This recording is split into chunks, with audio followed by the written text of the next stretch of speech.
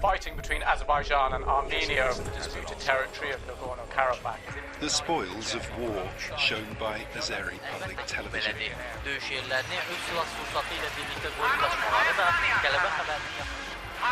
Azerbaijan into a violent confrontation with rising stakes. Hello, I'm Richard Gizbert, and you're watching The Listening Post, working from home. Here are some of the media stories we're covering this week. War zone journalism in the age of COVID-19. We examine the coverage of the fighting over Nagorno-Karabakh.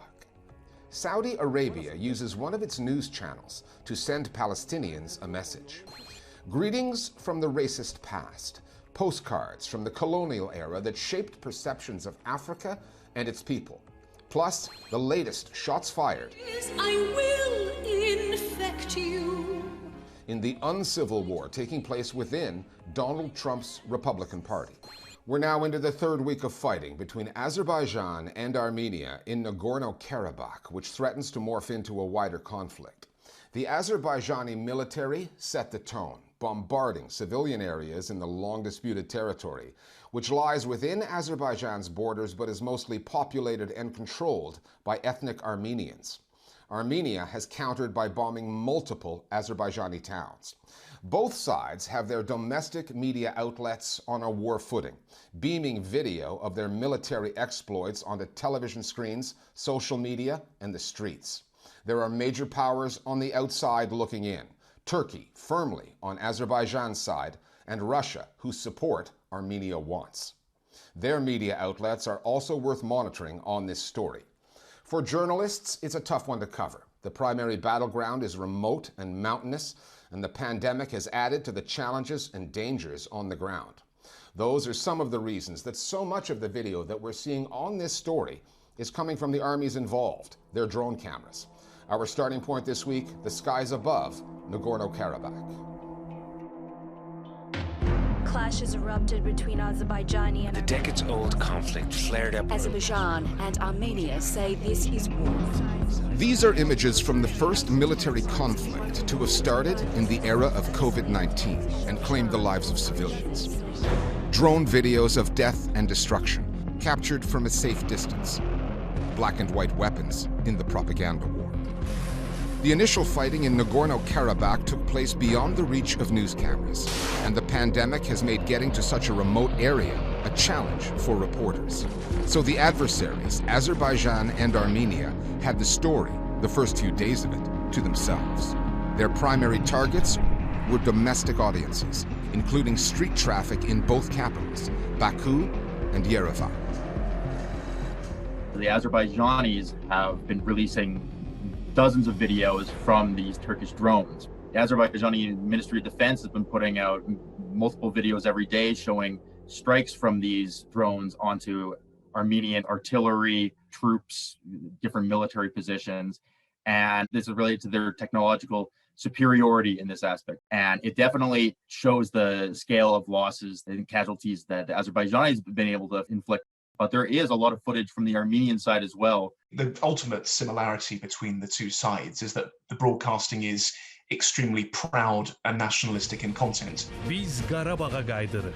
Attığımız inamlı, sözümüz kəsərli, əsgərimiz uğurlu. You have evocative videos being put to high-tempo music, of tanks being blown up, of troops fleeing from the front line. And both sides are putting out these videos. There are reports in both Armenia and Azerbaijan of large numbers of people volunteering to go to the front line to fight for what they see as the integrity of their states. For the past week, tens of thousands of people have been demonstrating in Soviet Armenia. Global audiences first learned of Nagorno-Karabakh in the late 1980s when the Soviet Union began to fray at the edges. But this conflict goes way back. In the 1920s, the Soviets invaded the region to reclaim parts of the fallen Tsarist Empire. Armenia and Azerbaijan became Soviet republics, ruled by Moscow, and had their borders drawn up by Joseph Stalin.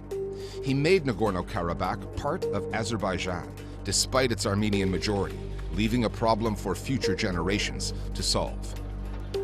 When the USSR broke up, war broke out, resulting in Armenia taking control of Nagorno-Karabakh, and then some. That war ended in 1994 with a ceasefire, no peace treaty. A quarter of a century later, Azerbaijan, which has been building up its military and now outmatches Armenia, resumed hostilities. This conflict was frozen for 70 years, without ever being solved by either side.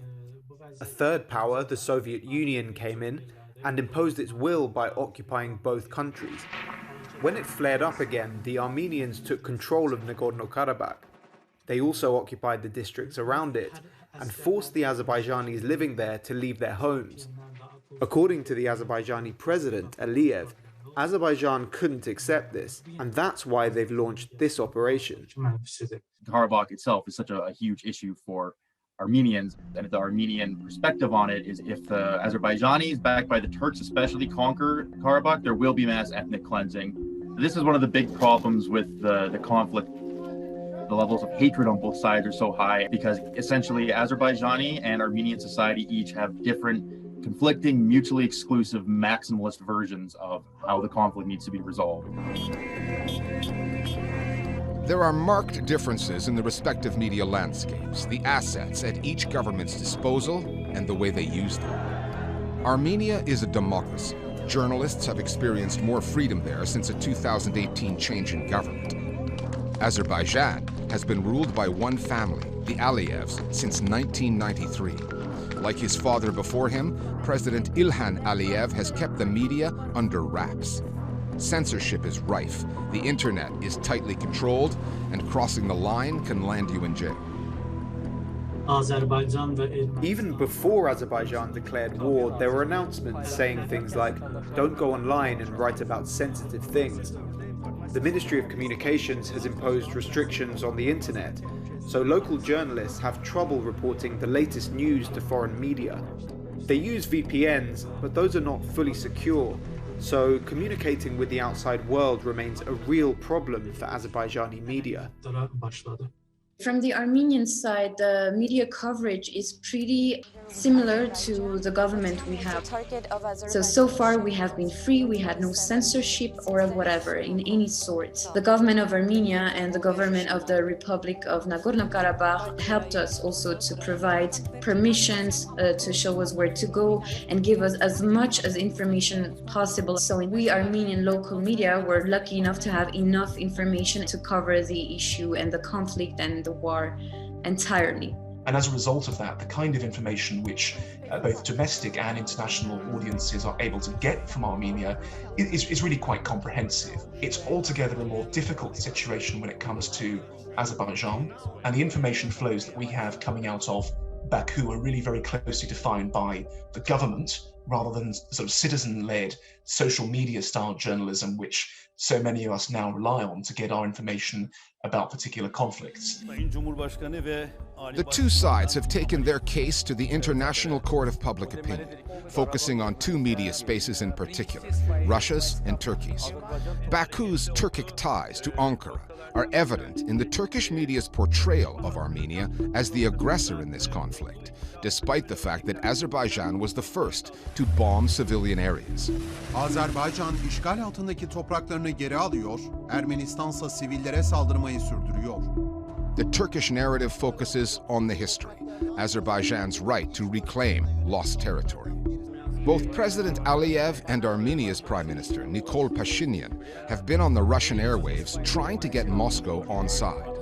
Joseph Stalin may have created the borders that inflamed this conflict, but Vladimir Putin is clearly reluctant to take a side, at least publicly, which has led to some unusual terminology being used to describe the Russian media's handling of a geopolitical story unfolding on their doorstep. Words like fair, balanced.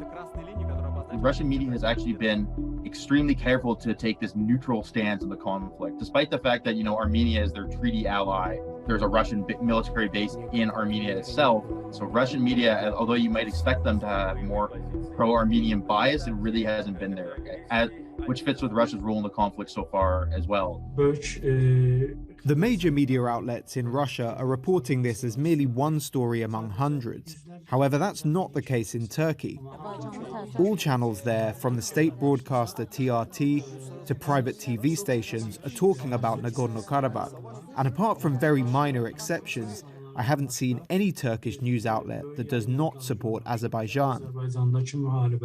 The Turkish media wrote about Armenia as being the aggressor, as being the bad guy, as being the one who wants the end of the Azerbaijanis. So whatever is happening in this war, according to the Turkish media, the responsibles are Armenians and Nagorno-Karabakh people.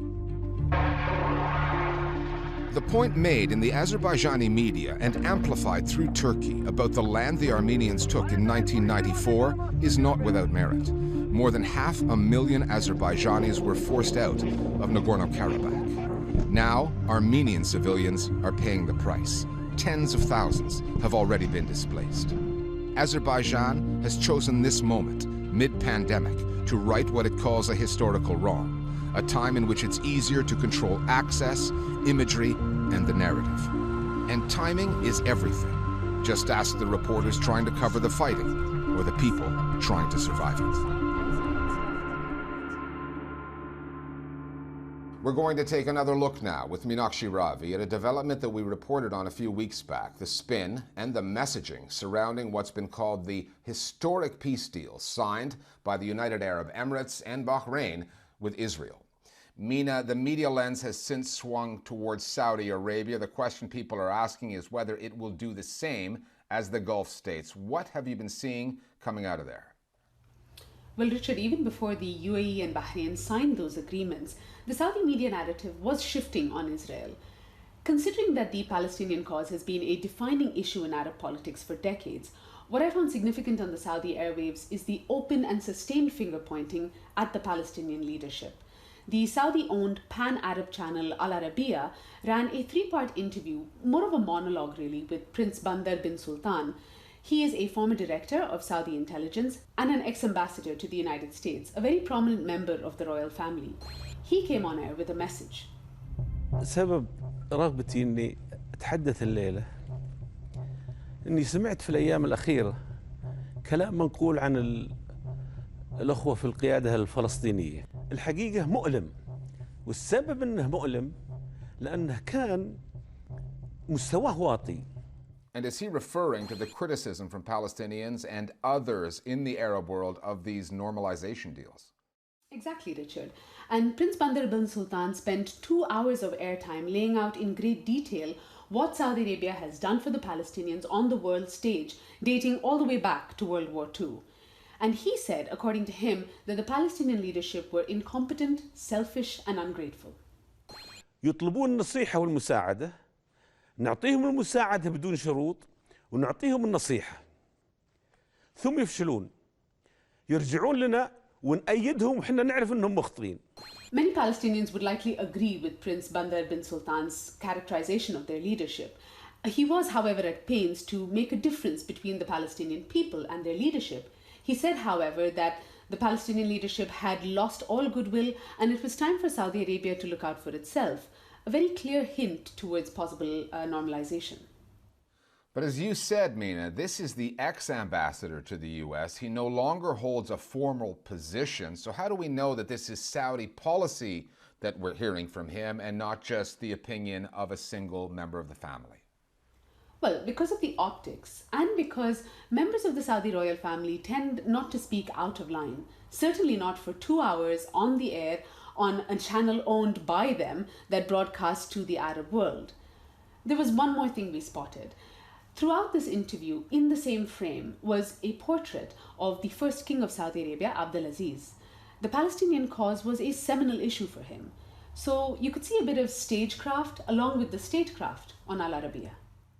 Okay, thanks, Meena. In the late 19th century, there was a form of mass media, a visual one, that predated television by about 50 years. Any guesses as to what that medium was? Postcards. Postcards were a European media phenomenon. The photos let people see the world without leaving their home. And like many modern forms of media, they were visual, cheap, and relatively easy to distribute. But it was the era of colonialism, and postcards were also a means of asserting racial superiority. Photographers were sent with colonizers to take pictures of what they saw, sometimes of what they wanted to see. From the most mundane aspects of life to some disturbing images of colonial brutality. The European powers went home long ago, but the stereotypes in those images continue to shape perceptions of Africa today. The Listening Post's Tarek Nafa now on the legacy of postcards from days gone by.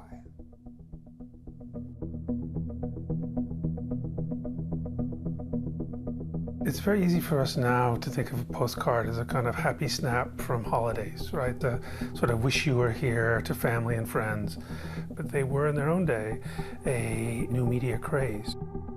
They were produced specifically to construct a particular image of Africa and Africans. The scramble for Africa, occurred 1884-ish, where European powers basically carved up different parts of Africa to colonize. Part of that process was to somehow justify colonization, why one nation would take over another nation.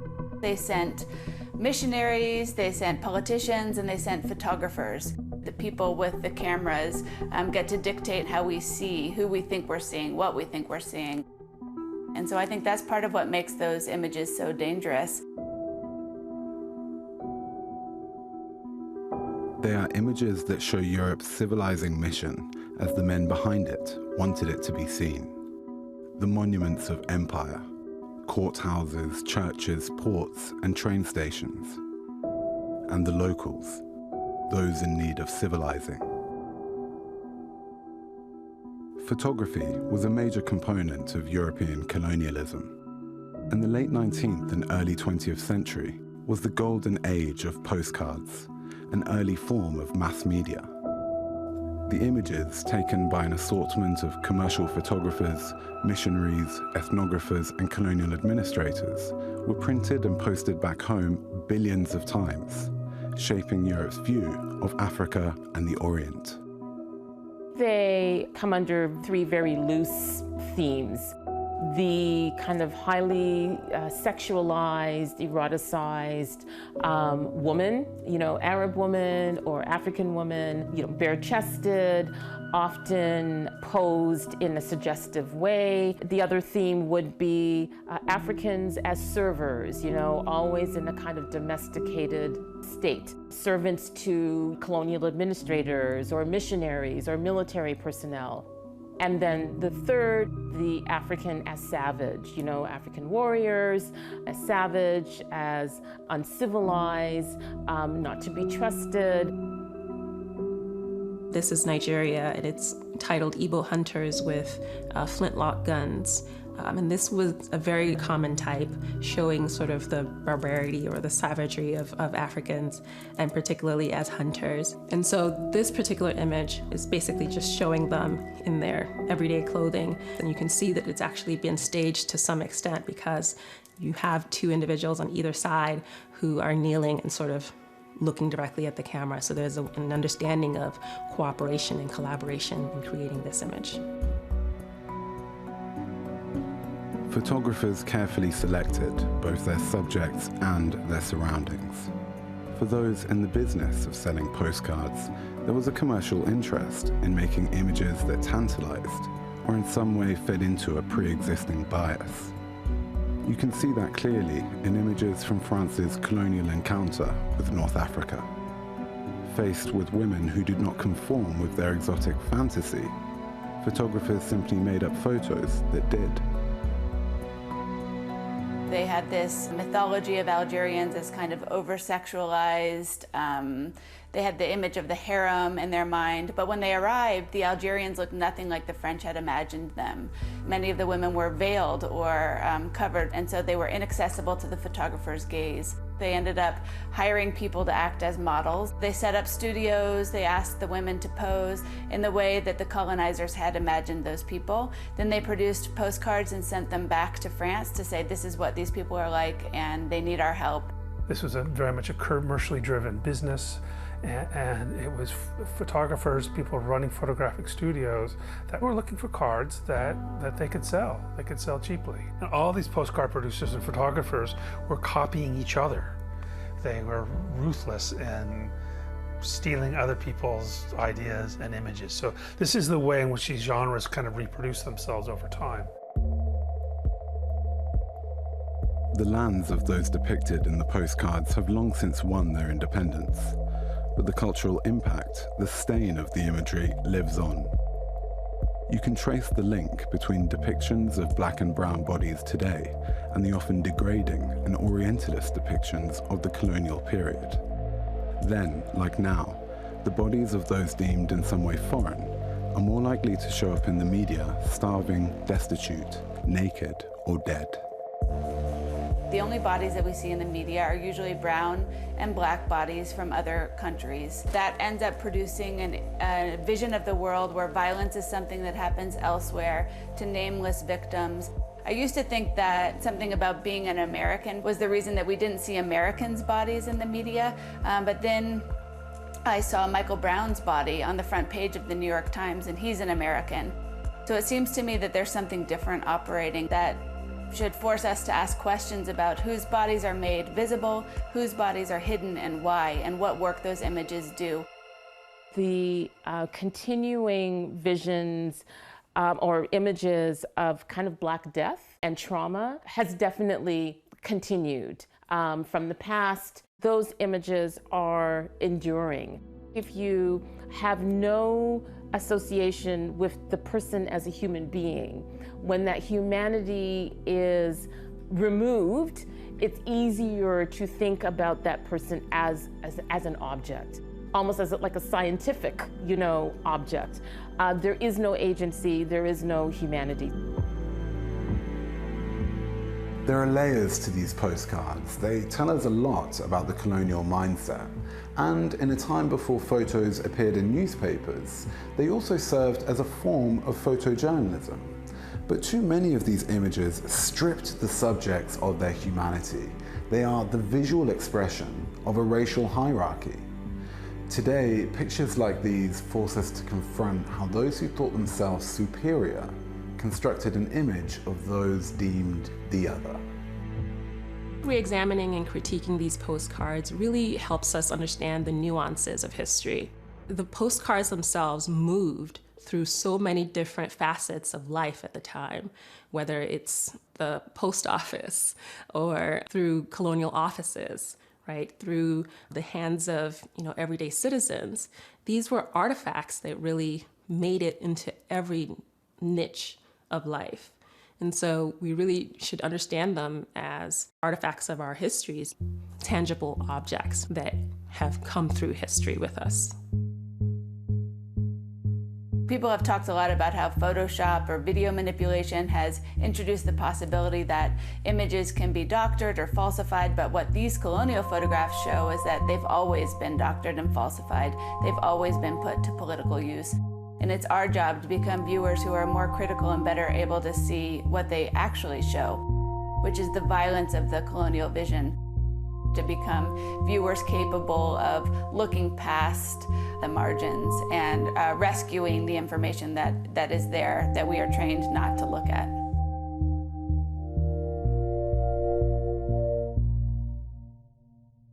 And finally, last week we looked at the Lincoln Project, a group of Republican operatives in the U.S. that's been flooding social media with ads in support of the Democratic presidential candidate, Joe Biden. These are Republicans who are openly and forcefully working against Donald Trump's re-election. Their ads have been criticized on all sides for sensationalizing and fear-mongering. Still, the Trump administration does make it easy for them. Ever since the president's case of COVID-19 was made public, the messaging from officials on Trump's condition has been at best confused and at worst flat-out lies. So, in the spirit of the year 2020, here's one more ad. Musical theater reworked by Republicans on the Trump administration's epic mismanagement of the COVID outbreak at the White House. We'll see you next time here at the Listening Post. Don't cry for me, White House staffers. The truth is, I will infect correct you. All through my tweeting, my mad existence, I broke my promise, won't keep my distance. I always say too much, never mind the thousands of lies I have told to you. As for wearing masks and acting sane, that is nothing that I will